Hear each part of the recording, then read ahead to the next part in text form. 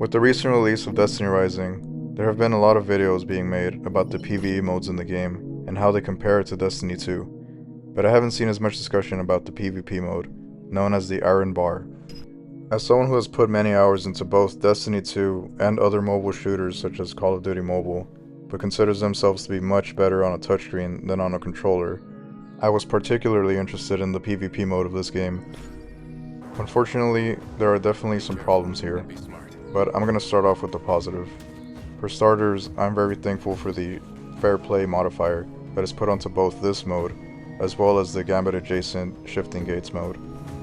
So what this modifier does, as I understand it, is it sets everyone's character and weapons to level 1, as well as disables the artifact completely, so that you don't have to care about grinding out artifact sets for PvP.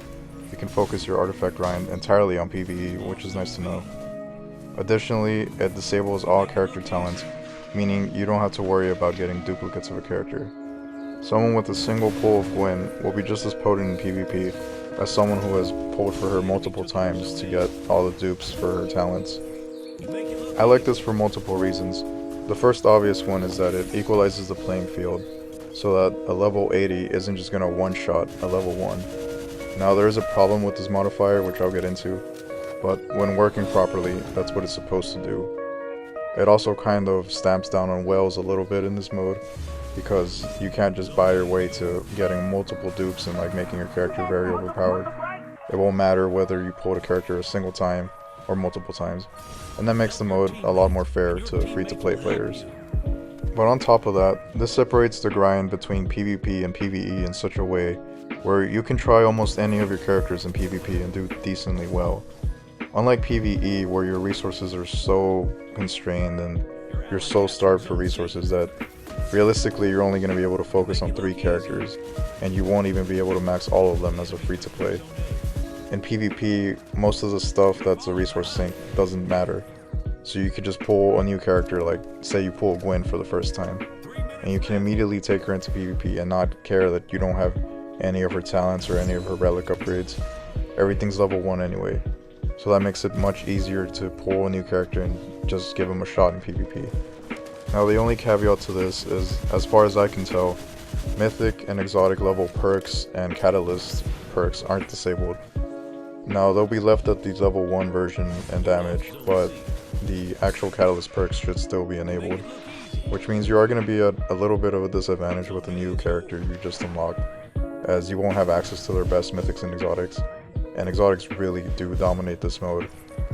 However, it's not nearly as bad as if this Fair Play modifier wasn't in play. So the Fair Play modifier, very good idea, and I'm glad they implemented it from day 1. Now let's talk about the next thing I like about this mode, that being the balance of abilities and the power weapons. It's very different from Destiny 2 and very unique, and I think it could work with some proper balancing patches. So basically the way that this works is that your regeneration for your abilities, including your super, are way faster than they would be in Destiny 2. In fact, it's more comparable to the Mayhem mode in Destiny 2, which purposefully boosts all your ability regen and your ammo. In return though, both your abilities, even your super, and your power weapons, they're much weaker than they would be in Destiny 2. Destiny 2 has a lot of one-shot abilities, and basically every heavy and special has the capability of one-shotting. That's not the case in this game. Something like a grenade launcher doesn't one-shot, and even your super can't. As for your abilities, you would have to combo basically all of them in order to get a kill. For example, with Wolf, I would have to use his projectile, and then his dash attack, and then melee twice to kill someone from full health. So that's pretty much how it works compared to Destiny 2. You have way more access to your abilities and your power weapon, but they are much weaker. And I think this dynamic could, in theory, really work out well to differentiate the game from Destiny 2.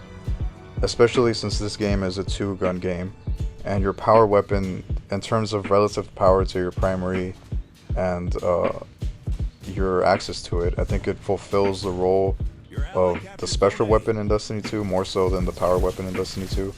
It's more equivalent to that, so it makes sense that you have more access to it, but it's weaker. But now we have to get to the problems with this mode. Let's start with the fair play modifier. While I did say it's a really good idea, and I like what it does for the mode, it doesn't work. As of now, there's an exploit going around where if you match from the training ground, you won't be rescaled by the fair play modifier, meaning you will be dealing absurd damage to people lower level than you. Well, really, you will be dealing absurd damage to everyone who's not doing the same thing, because they will all be rescaled to level 1, while you will be max level. It also means you will have raid boss level health. It's to the point where I personally ran into someone doing this, and I burned my super, both my abilities, and I shot a couple shots of my power weapon at them, and I couldn't even take their shields off. And they managed to just ignore me while they massacred the rest of the team. Then they turned around and one-shot me. Now they claim to have fixed this in the most recent server maintenance patch, but from the posts I've been seeing of people still complaining about this issue, it doesn't seem to have actually been fixed. And on top of that, the patch also mentioned something else that I didn't even realize was actually a glitch. So right now, the best character by a wide margin is Ningfei. He's the one that's dominating PvP, and it doesn't really have anything to do with his abilities. He doesn't have like the best kit for PvP or anything. It's entirely because of one weapon, his exotic crossbow, which apparently is dealing absurd damage that it doesn't even make sense. It's completely outdoing even the other full auto power weapon type, that being machine guns. And there are some very good and borderline overpowered machine guns, but they still are nothing compared to the crossbow. Now, according to NetEase, this was actually a glitch, and this weapon alone was not being properly rescaled by the fair play modifier. And from what I've seen, this also wasn't fully fixed by the server maintenance patch, so hopefully we'll get something else addressing it in this week's patch. So those two issues alone basically make this mode unplayable until they are properly fixed. But once they are fixed, then we can get into my other gripe with this game mode, which is, why is it only available on weekends? It doesn't really make any sense to me because, just like the raid, the rewards seem to be limited. So why not just let us play the mode the rest of the time for fun, even if we know we won't be getting any extra rewards? I think a better solution to this would be to let this mode be available on weekdays, and then on the weekends it could get replaced by a more competitive trial style of game mode. That way there would still only be one PvP playlist available at the time, so as to not make the matchmaking take too long. But people who want to play arena shooter PvP will always have the option to do so, whether it's this mode or some type of trials mode.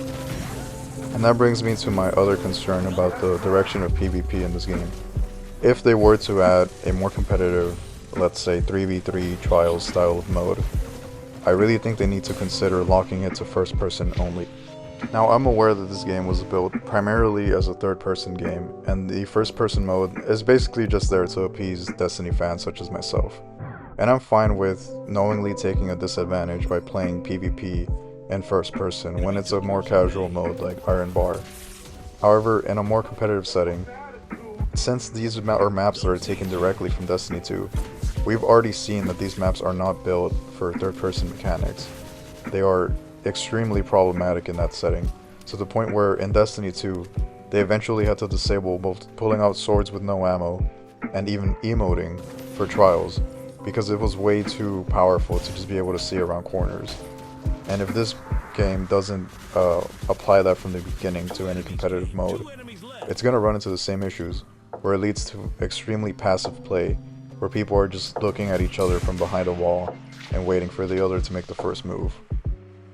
Now, there is no confirmation that they are even going to add a more competitive PvP mode, but it is a very common topic that comes up in the player surveys that they send out, asking whether that's something that we'd be interested in, and I definitely would be. I'd love to see them explore a more competitive option to exist in addition to the Iron Bar. Now, a more competitive game mode would also bring up more issues about the game's meta. Right now it's pretty chaotic, since basically, if you have Ningfei's exotic crossbow, you use that and you win, or you just exploit with the training ground bug, and that's the end of that. But once that's fixed, I think there are some things that would come up that could be a problem. So earlier I had said that this game is balanced around having your abilities up and having your power weapon up way more often than in Destiny 2, but in exchange they are much weaker and you kind of have to combo things together. But there are certain characters and certain exotic weapons that break this a little bit. An example is Gwen, whose ability combo just seems a little bit too strong and too easy to cheese kills with it. And on top of that, she has access to an exotic shotgun, which I believe has a charge shot mechanic that can one-shot. And being able to spawn in with a one-shot weapon, I think would be a problem for a game mode like Trials. However, rather than having them trying to balance things specifically for PvP, which has turned out disastrously for Bungie, and I think would be even worse for this game, which is even more focused on PvE, I think they could probably solve this with more modifiers. For example, for a 3v3 mode, on top of the fair play modifier, they could have something that reduces ability regen and reduces, or rather doesn't spawn you with ammo at all, and instead you have to earn it via the ammo meter system that's in Destiny 2. Something like that could make the meta more controllable and more easy to play around without having to do like very PvP specific balances that then screw over PvE and just piss off everyone. So that brings me to my final minor issue with the mode, which is like honestly really minor and it's not going to affect almost anyone, but I think it's still worth bringing up because it's kind of weird. So you're going to see me get my ass kicked a lot in this gameplay, and that's because this is gameplay from right when I unlocked the mode, which is at level 45. And that's also before you unlock mythic weapons, that being level 51. And since this mode only rewards mythic weapons, it means that for this band of levels from 45 to 51, you can only get blues to drop from this mode, which is extremely stupid. And yeah, it's minor, like that's a very easy leveling from 45 to 51. You will barely spend any time in that level band. But at the same time, like why did they do that? They could just unlock the mode at 51 and then you will actually get rewarded as soon as you start playing this mode. And I think they should do that. It seems like a very simple fix. So yeah, that's a tip to anyone who just started playing the game and is finding this video. You might be excited to jump into PvP as soon as you unlock it, but don't do that, because you will be screwing yourself over. Just wait till level 51 when you can actually start earning some rewards from the mode. And that's pretty much all my initial thoughts on the PvP in this mode, which I want to maybe make the focus of what I cover in the game, since the PvE side seems to be pretty well covered, and people who have more experience with gacha games are probably better suited to that. But yeah, I hope to see some improvements about the things I mentioned, and I think this mode has potential to be pretty decent if they implement some of the things I talked about here. But that's pretty much it for me, so I'll let the last little bit of gameplay play out here. Thank you for watching, and I'll be seeing you in the next one.